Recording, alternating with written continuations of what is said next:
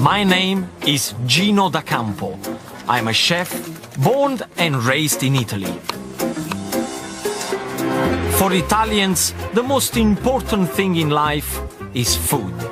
Let me show you how mouth-watering ingredients have shaped my home country. It was one of the best things that I ever eaten. Join me tonight as I get a taste for Italy's essential oil. He's got character, he's got a passion. 1, 2, 3. I just can't believe my eyes.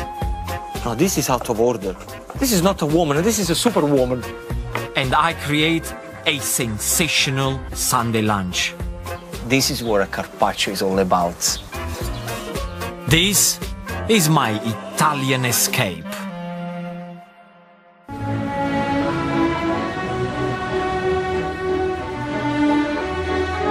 As an Italian, I love to explore my homeland, in search of places which I hope will inspire me. So, I'm visiting Puglia, a region where centuries-old tradition meets modern-day Italy.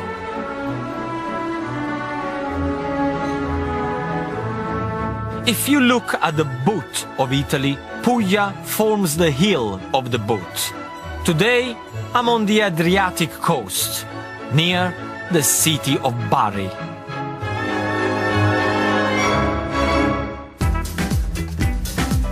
Bari is the bustling capital of the Puglia region and is an industrialized port and university city. Along the coastline is a wide, flat plain, and with the cool sea breezes from the Adriatic, conditions are perfect for growing olives and producing olive oil. They got everything here. They got the sun, they got the wind coming from the sea, everything is nice and flat. This is paradise as far as olive oil is concerned.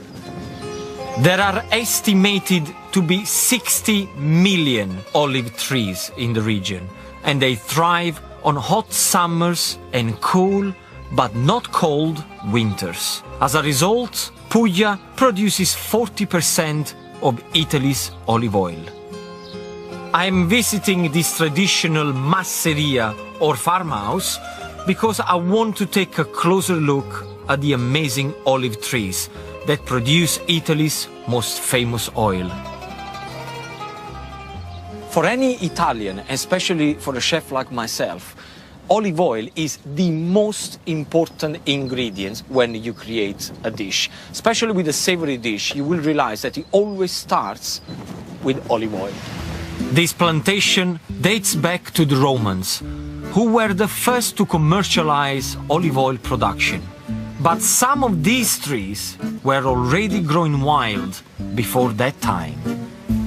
Corrado Rodio is the 7th generation of his family to look after the 1,000-tree olive grove. He's showing me his most gnarled and characterful specimens. This one, the old boy, is over 3,000 years old. I'm speechless, and that is very rare. This tree has been here before the Roman Empire. Yes. It gives me goosebumps. Yes, yes, me You too. know? Can I touch it? Yes, yes. Incredible, huh? Sì. It's like touching history. I can't believe that it's still here. Con quel punzone lì c'è un satellite. Corrado tells me that this tree is protected by a rather clever tracking device. Rubarle o rovinarle. He just told me that there is a metal badge down there which is linked to a satellite dish because they need to make sure that the trees, number one, doesn't get stolen, and most importantly, nobody cuts it down. So this is really protected by the Italian government to make sure that nobody does anything with this tree. Olive trees are one of the oldest types of tree alive today. Their trunk and branches may die off many times, but the tree's roots always remain alive and sprout again, which is why they can form amazing shapes. Look at this tree. Natural sculpture. Of what? I'd like that you find. You want me to guess Yes, the sculpture? yes.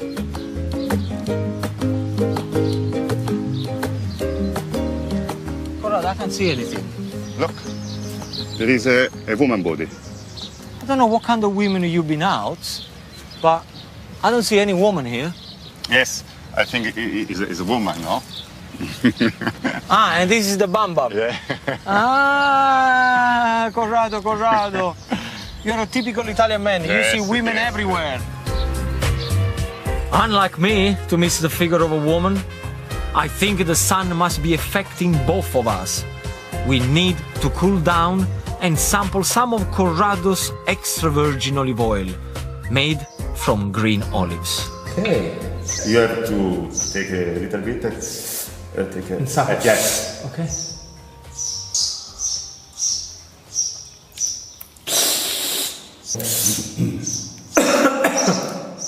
It's good. This is good. Because, it's got a little bit of peppery Yes. in the back of the Yes. throat, like a little bit of pepper. Yes. It doesn't feel greasy. This is the reason why I like, extra virgin olive oil comes from Puglia. Because it's got character, it's got a passion behind it, and I really like that. I'm gonna go for a second. Cheese. Salute.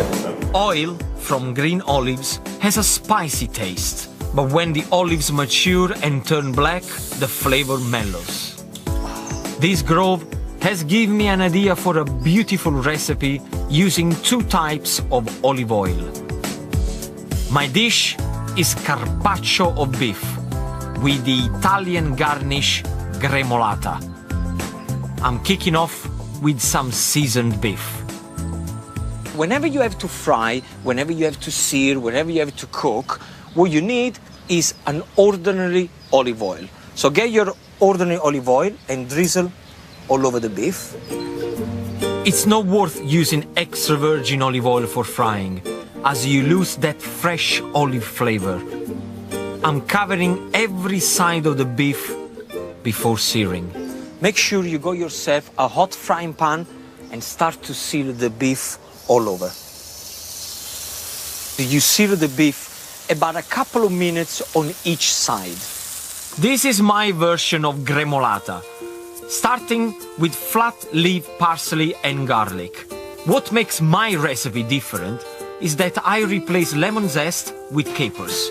Also, my gremolata isn't the standard dry garnish. Mine is wet. The reason why it's a wet gremolata is because I'm gonna add extra virgin olive oil and lemon juice. And of course, always keep an eye on the beef. And this is exactly what you want. Look, nice light brown, and carry on with the other side. Now, the only thing that you have to do is to chop away. I could use a blender here, but I don't want a puree. I want my gremolata to have a rough texture. Once you learn how to make gremolata, you will use it over and over again.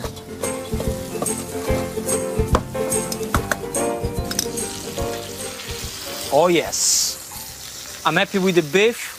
Let it rest for a good 3 to 4 minutes and carry on with the gremolata. Now what we need to add is a good squeeze of lemon juice. The sharp lemon will cut through the rich extra virgin olive oil. And I have to season it. And this is the consistency that you're looking for.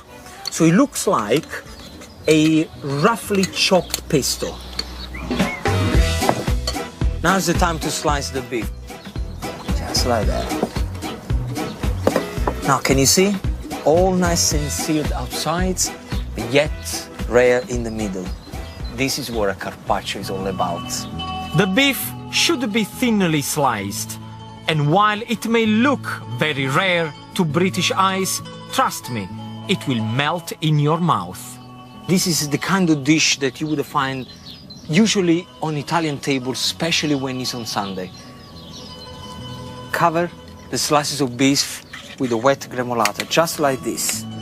All I need now are some fresh rocket leaves, dressed, of course, with extra virgin olive oil and lemon juice. And the last ingredient is shaved Parmigiano Reggiano. You can't beat a good Parmesan cheese. ragazzi, this looks good. Beef carpaccio with gremolata. Now, this is the dish that you should have in Puglia. It couldn't be much easier. A fantastic way to make the flavor of the olive oil sing. I want to discover more about the food of Puglia. So I'm going to an ice cream parlor in Bari Old Town. Ice cream was introduced to Italy in the 17th century. Since then, Italians have built a global reputation for being the best ice cream makers. This parlor produces traditional flavors, but as food innovators, they are also experimenting with savory varieties. Buongiorno! On the menu is a gorgonzola and walnut ice cream, and as a chef, I must try it. Nice, thank you. For you, it's good? I think it's too strange for me, it's too different. Can I try something? Can I try the one with olio d'oliva, the olive oil one? I prepare for you. Italian ice cream has more taste than British ice cream, as it's made with less fat. Come on, Italians are supposed to be masters at this. This looks like a meal. It's not an ice cream, it's a bit of a lunch. Olive oil ice cream and Parma ham is a surprising combination. You definitely get the flavor of the extra virgin olive oil. I get the little pieces of olives in there. Slightly sweeter. I like it. Thank you. I think it's a good one. See, this is interesting. I like it. But I'm gonna go for a chocolate ice cream. Okay. Thank you. For me, you will never beat a traditional ice cream in a cone. Fantastico. Grazie. Ciao bello. Ciao. Coming up, the local pasta makers teach me a thing or two. Sbagliato. Wrong. She said the first one wrong. And I'm cooking something very close to my heart. This is Italy. This is what Italy is all about. I'm in the region of Puglia, and I've come to the capital, Bari. The oldest part of the city has a maze of medieval narrow streets. And I'm told that what they do in one of them is rather special. I'm searching for women in the middle of the street making handmade pasta. I actually never seen it before, but I know that they are around here. The local women specialize in making their own distinctive pasta, orecchiette, meaning little ears. Bari was once a very poor area, so this regional pasta is made without eggs. Water is simply mixed with glutinous semolina, which bonds the dough together. These ladies certainly make it look easy. Buongiorno. Buongiorno. Angela La Spella is happy to show me the traditional method of shaping orecchiette. This is like a machine. It's beautiful the way she does it. I think I'm gonna ask her if I can make some. Cioè, è possibile fare delle orecchiette? Far vedere come si fanno? Sì. Tieni. Here goes my reputation. Yeah. She said, off you go. Prendi il coltello. Ok. Questo qui? Sì. Taglia. Gira. Gira. Taglia un pezzetto. Taglia un pezzetto. Vedi? Ok. Devi schiacciare e sollevare. Devi Schiacciare. schiacciare e sollevare. E sollevare. Sbagliato. Sbagliato. She said you Taglia need to push and you need to lift. Wrong. She said the first one wrong. Poi schiaccia e devi sollevare. Poi schiaccia e devi sollevare. Niente ancora. Da quanto tempo che fai le orecchiette? 7 anni.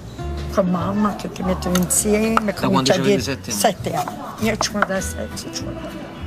Mamma mia. My one, they look rubbish. Really, really bad. I wonder if she's going to be politically correct with me. Wait. Cosa ne pensa delle mie orecchiette? Male. Male. Come male, male, male? Sono un po' male, però tu hai le orecchiette buone. this is the most embarrassing thing that I've done in my life. This woman is telling me off that I can't make a particular shape of pasta. She's making this look so easy, but this orecchiette is a nightmare. It's a pure nightmare. I've got a blinding idea, which will put Angela's skills to the test. I've just asked her if she can do it blindfolded, and she said yes. E posso chiudere gli occhi? I want to see this. Ready? 1, 2, 3.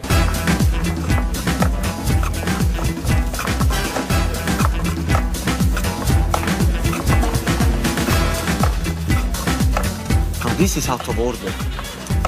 This is not normal. This is not a woman, this is a superwoman. Bravissima. This is incredible. I don't know if I should carry on staying here or leave right now.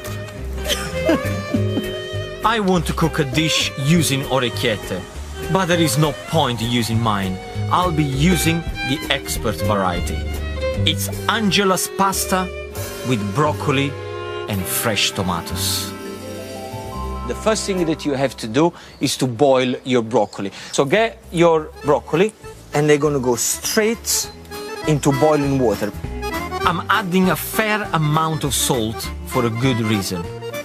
This is exactly the same boiling water that we're going to use to cook pasta. Leave it in there to cook for 2 minutes. In the meantime, what I'm going to show you is how to prepare your garlic. Slice it roughly, just like this. You don't want the slice to be too thin because otherwise they're going to burn very quickly. Another way to stop garlic burning is to start it off in a cold pan with the olive oil. Time to switch it on. Red chili adds a kick. I've taken out the seeds. Very soon, garlic and chili are going to start to sizzle in the olive oil. The broccoli are ready, and they're going to go straight into a bowl with very cold water. This stops the broccoli cooking and keeps its vibrant color. I want to cook some sweet cherry tomatoes until they break up. I got my beautiful little ears here, the orecchiette. So straight into the boiling water, just like that. Make sure that you turn the pasta around. And I don't know if you realize, there is one thing that I haven't done, is to add olive oil into the water. That is absolutely useless. You're wasting your money. I'll tell you why, because the oil is gonna sit on top of the water. The pasta stays on the bottom, so what's the point of doing that? To make sure that the pasta doesn't stick, you need to keep the water boiling. Now is the time for the broccoli. Pick them from the water and make sure that you give them a good squeeze. Like that. Then roughly chop. Straight into the sauce. And now it's time to season with plenty of salt. This is the perfect vegetarian dish. It's light, it's healthy, it's colorful. This is Italy. This is what Italy is all about. Make sure that whenever you cook pasta, it's nice and al dente. Drain the pasta and it goes straight into the sauce. All the pasta must be coated with the sauce. And have a look at this. I mean, you already have the colors of Italy in the pan. The white of the pasta, the red of the tomatoes, the green of the broccoli. I'm happy this is ready to be served.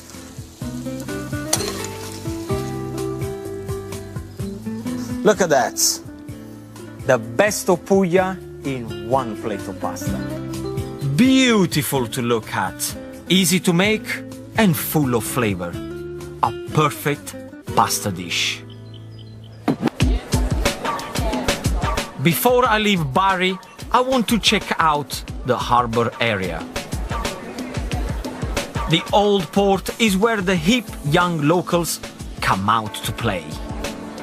It's 8 o'clock in the evening here in Bari, and I'm really curious to find out all these people behind me.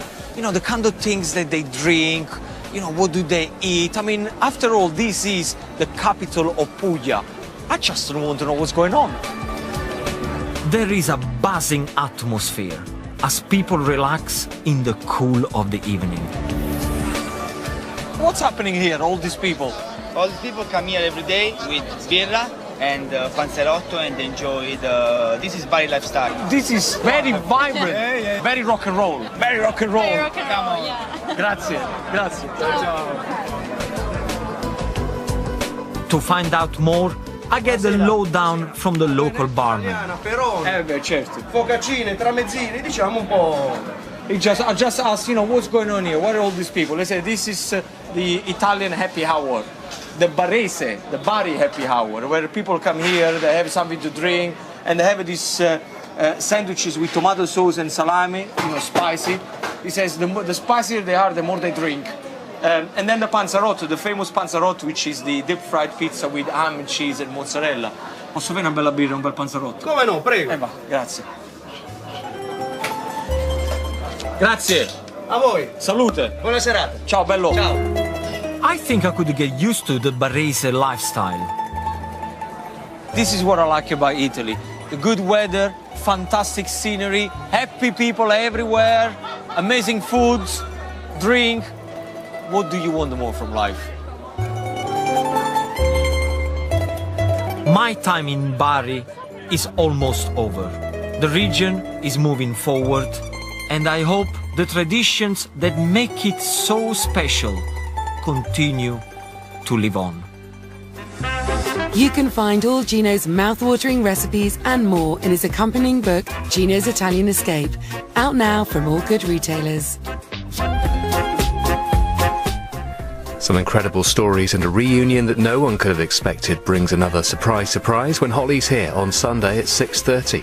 Still to come tonight though, Piers Morgan's joined by Gloria Hunniford as the new series of life stories continues at 9. Before that, can Hayley put the past to rest now her son is back in Weatherfield? We're in Coronation Street next.